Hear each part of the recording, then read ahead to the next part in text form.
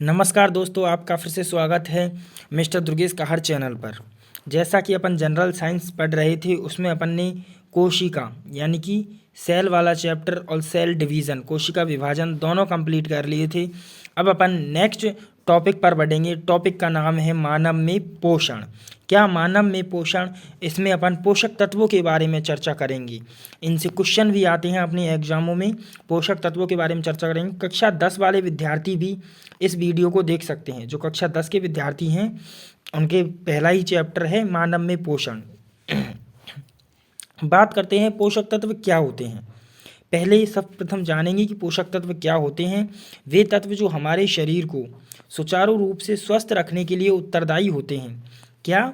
पोषक तत्व वे तत्व होते हैं जो हमारे शरीर को सुचारू रूप से स्वस्थ रखने के लिए उत्तरदायी होते हैं और हमारे शरीर का शारीरिक विकास करने में सक्षम होते हैं। क्या? शारीरिक विकास करने में सक्षम होते हैं और स्वस्थ रखने के लिए उत्तरदायी होते हैं। वे पोषक तत्व होते हैं जो हमारे शरीर का शारीरिक विकास करते हैं, यानी कि फिजिकल स्ट्रक्चर वगैरह जो भी पोषण है वो प्रदान करते हैं हमारे शरीर को। पोषक तत्व कितने प्रकार के होते हैं? पोषक तत्व कई प्रकार के होते हैं। पोषक तत्वों के नाम देख लीजिए। विटामिन, जल, कार्बोहाइड्रेट, वसा, खनिज लवण, प्रोटीन, ये आपके पोषक तत्वों के मुख्य पोषक तत्व होते हैं। कौन कौन से? प्रोटीन, विटामिन, जल, कार्बोहाइड्रेट, वसा और खनिज लवण। अब इन पर पूरे टॉपिक पर आपसे चर्चा की जाएगी। जैसे आज की वीडियो में अपन कार्बोहाइड्रेट पढ़ेंगे, कल प्रोटीन पढ़ेंगे, फिर अगले दिन विटामिन, फिर एक दिन जल और खनिज लवण, फिर एक दिन वसा। इस प्रकार से अपन 10-10, 15-15 मिनट की वीडियो में ये पूरा टॉपिक समाप्त कर देंगे। अब पढ़ते हैं भोजन में मुख्य पोषक तत्व कौन कौन से हैं। अभी नाम पढ़ के आए हैं। कार्बोहाइड्रेट, प्रोटीन, वसा, विटामिन तथा खनिज लवण। कार्बोहाइड्रेट पर चर्चा करते हैं। कार्बोहाइड्रेट की जो खोज है बर्नार्डे ने की थी। किसने की थी कार्बोहाइड्रेट की खोज? बर्नार्डे ने की थी और इसका नामकरण कार्ल शीमट द्वारा किया गया। कार्ल शीमट द्वारा किया गया। ये बहुत कम एग्जामों में पूछा जाता है नामकरण। पहला पूछा जाता है कार्बोहाइड्रेट के स्रोत। कार्बोहाइड्रेट क्या है? शरीर में ऊर्जा उत्पादन का मुख्य स्रोत होता है। वसा में बदलकर संचित रूप में भोजन का कार्य करता है। अर्थात कार्बोहाइड्रेट वो पदार्थ है जिससे हमारे शरीर को सर्वाधिक ऊर्जा मिलती है। क्या मिलती है? सर्वाधिक ऊर्जा। और हमें नियमित रूप से कार्बोहाइड्रेट की आवश्यकता पड़ती है। जैसे प्रोटीन, वसा है, इन्हें हम दिनचर्या के हिसाब से लेट भी ले सकते हैं। जैसे 6 दिन हो जाएं या 6 महीने तो ज़्यादा हो जाएगा, 6 दिन या 1 महीने भी हो जाए तो चल जाता है। लेकिन कार्बोहाइड्रेट हमारे शरीर को रोज़ाना चाहिए होता है। कार्बोहाइड्रेट के स्रोत कौन कौन से?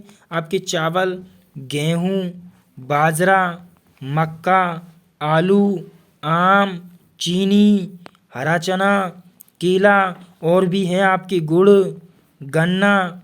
ये जो इतने भी स्रोत हैं ये आपके कार्बोहाइड्रेट के भरपूर स्रोत हैं। इन्हें आप याद रखना है। चीनी, आम, आलू, मक्का, गेहूँ, हरा चना, केला, चावल, बाजरा, गुड़, गन्ना आदि कार्बोहाइड्रेट के मुख्य स्रोत होते हैं। अब कार्बोहाइड्रेट के बारे में पढ़ेंगे। मेन चीज़ें जो हैं पॉइंट वाइज। कार्बोहाइड्रेट का पाचन किस प्रकार होता है? तो कार्बोहाइड्रेट का पाचन आपके लार ग्रंथि या जो जीभ में पाई जाती है उसके द्वारा 2 प्रकार के एंजाइमों का स्राव होता है। एक है एमाइलेज, दूसरा है टाइलिन। एमाइलेज व टाइलिन एंजाइमों द्वारा आपके कार्बोहाइड्रेट का पाचन किया जाता है।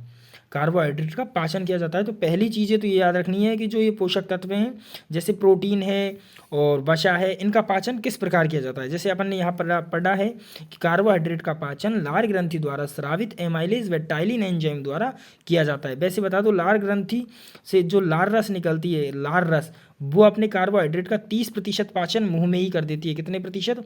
30% पाचन मुंह में ही कर देती है। और कार्बोहाइड्रेट का पीएच मान पूछे आपसे तो वो 6.8 होता है। लार का पीएच मान 6.8 होता है, यानी कि हल्का अम्लीय होता है। लार कैसी होती है? हल्का अम्लीय होती है। और प्रतिदिन की बात करें तो 1.5 लीटर लार प्रतिदिन निर्मित होती है अपने शरीर में। ठीक। कार्बोहाइड्रेट का जो परीक्षण किया जाता है कि भोजन में कार्बोहाइड्रेट की मात्रा है या नहीं है, वो आपके आयोडीन टेस्ट के द्वारा करते हैं। किस टेस्ट द्वारा करते हैं? कार्बोहाइड्रेट का परीक्षण आयोडीन टेस्ट की सहायता से करते हैं।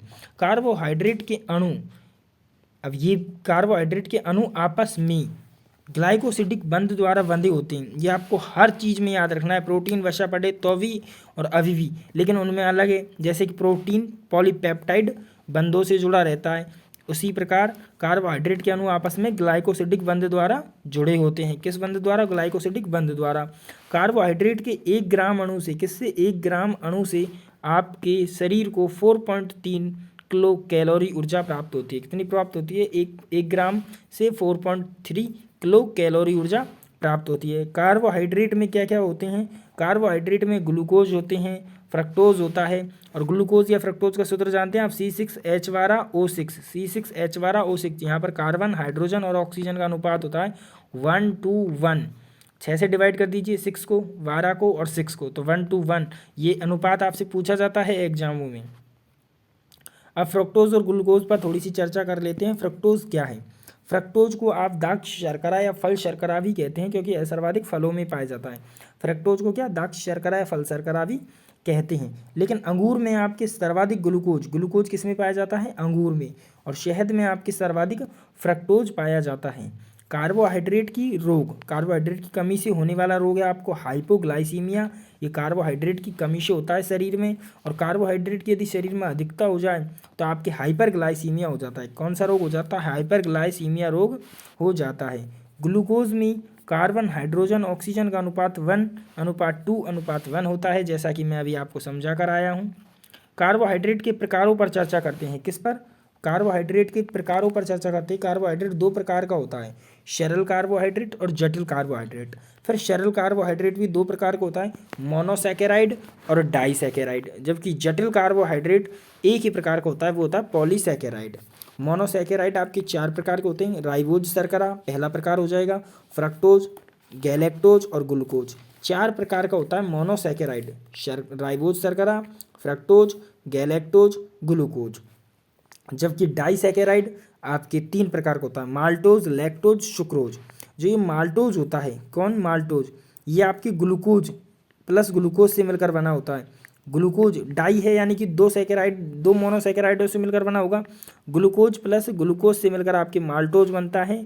और जो आपके सुक्रोज हैं, सुक्रोज आपकी माल्टोज प्लस ग्लूकोज से मिलकर बना होता है।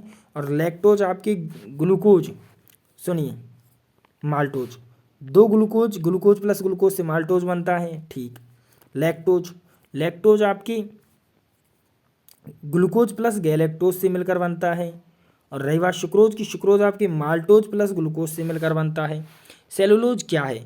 यह पादपों के लिए विशिष्ट रूप से खाद्य पदार्थ है, जिसकी मात्रा पृथ्वी पर सर्वाधिक पाया जाने वाला पदार्थ है। ये कार्बोहाइड्रेट के रूप में पृथ्वी पर सर्वाधिक पाया जाने वाला पदार्थ है आपके कार्बोहाइड्रेट के रूप में, वो है सेलुलोज। फिर स्टार्च है, भोजन के रूप में काम में लिया जाता है। फिर काइटिन है और एक है ग्लाइकोजन। जंतुओं में जिस रूप में भोजन लिया जाता है वो ग्लाइकोजन के रूप में लिया जाता है। किस रूप में लिया जाता है? ग्लाइकोजन के रूप में लिया जाता है। पादपों में भोजन आपके स्टार्च के रूप में लिया जाता है। किसके रूप में? स्टार्च के रूप में लिया जाता है। धन्यवाद। आप चैनल पर सब्सक्राइब करें। नेक्स्ट वीडियो में अपन पढ़ेंगे प्रोटीन के बारे में। चैनल को सब्सक्राइब करके ज़रूर जाएं।